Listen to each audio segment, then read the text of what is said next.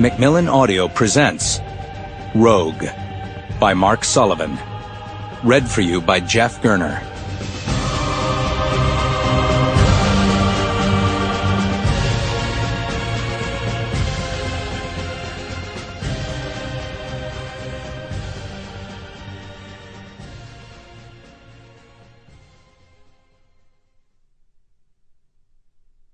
The thief is no danger to the beggars. Old Irish proverb. Part 1. Chapter 1. 2 a.m. Istanbul. Robin Monarch leaned over the balcony railing, peering out into the darkness toward the Bosporus Straits that separate the Black Sea from the Sea of Marmara. The smell of the straits came to him on the east wind, saline and brackish in the heat that gripped the city. Monarch wiped a sleeve against his brow, closed his eyes, and breathed deep and slow, trying to clear his thoughts. He took another deep breath and fell into a clean place. Stubble-bearded, with short dark hair and a dusky tone to his skin, Monarch was smoothly handsome. He was 6'2", muscled, and a bit more than 200 pounds. Hunched over the railing, eyes closed, breathing slow in deep meditation, Monarch gave off the impression of a panther dozing. Gloria Barnett walked through the French doors behind him. "Robin," Barnett said softly, "Slattery says it's time." Monarch roused and turned to look at Barnett, a ginger-haired crane of a woman in her 30s. She wore a white shirt and jeans and was barefoot.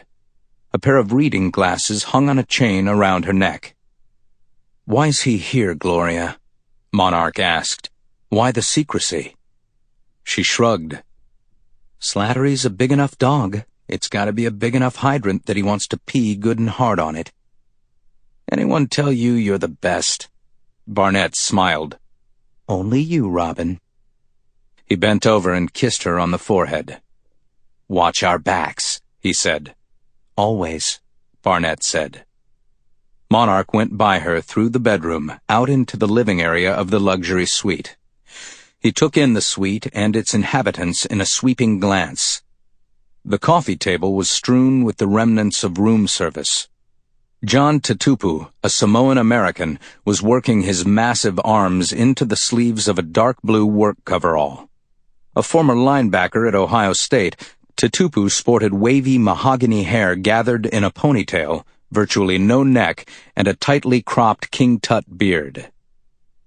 Chanel Chavez sat on the sofa opposite the Samoan, dressed in a dark skirt and blouse with a black scarf over her short dark hair. She was dismantling a rifle and putting the pieces in foam compartments inside a suitcase. Abbott Fowler was eating the last of a sandwich at the room's only table while studying an aerial photograph. Like Tatupu, Fowler wore a dark blue coverall. He was in his early 30s, shorter than the Samoan, and more slope-shouldered, with a meld of features that, similar to Monarch's own, made him look like he could be from any number of racial backgrounds. "You sure this is the latest we got, Yin?" Fowler asked. "It's the latest," insisted Ellen Yin, a petite Asian-American woman with a perpetually intense air about her. "Just before sundown." "Put it on the wall." The voice came from the hallway on the other side of the suite. Jack Slattery rounded the corner, his eyes darting around the room before fixing on Monarch, who watched him, calm but alert.